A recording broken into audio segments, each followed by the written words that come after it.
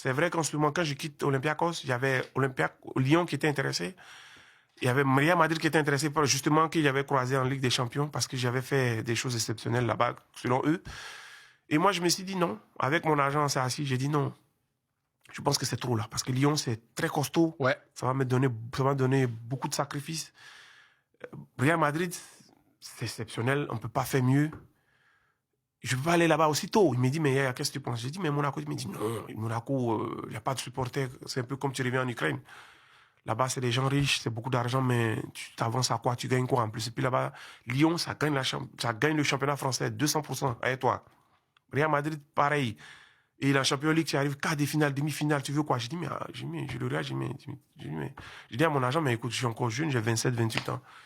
Non, je crois que j'avais 27, 26 ans en ce moment. Non, t'avais 23. T'es 83. Voilà, on est en 2006, t'avais 23 ans, ouais. Exactement. Mais c'est dingue, parce que là, maintenant, les joueurs, ils sont tellement pressés qu'à 23 ans, si t'es pas déjà dans un grand club, presque c'est trop tard. Alors que toi, à 23 ans, t'as refusé le grand club pour dire non, je fais encore une étape. Exactement. J'ai dit non, parce que là, je me dis non, faut que je prenne du temps.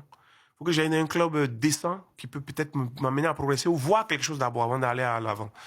Et c'est là où Monaco apparaît avec Franck Keila en ce moment, qui était le directeur sportif de Monaco en ce moment. Et il me dit, hey, écoute, ce serait pas mal. Après, je visite Monaco un jour, 2 jours. Parce que mon agent, justement, il avait un pied-à-terre là-bas à Monaco. Il me dit, bon, yes, tu sais quoi, bon, viens voir. Donc, j'arrive là-bas, je vois, je dis, parfait. Pratiquement, bon, on n'avait pas beaucoup de supporters, c'est vrai, mais il n'y avait pas de pression. Ouais. Parce que tu viens au stade, c'est pratiquement vide. C'est seulement quand tu joues contre Marseille, c'est tous les supporters de Marseille qui se ramènent là. Ou quand tu joues contre Nice, tous les supporters de Nice qui se ramènent là. Sinon, on n'a pas de supporters. Tu vois des supporters pratiquement avec des cigares. Tu sors du parking.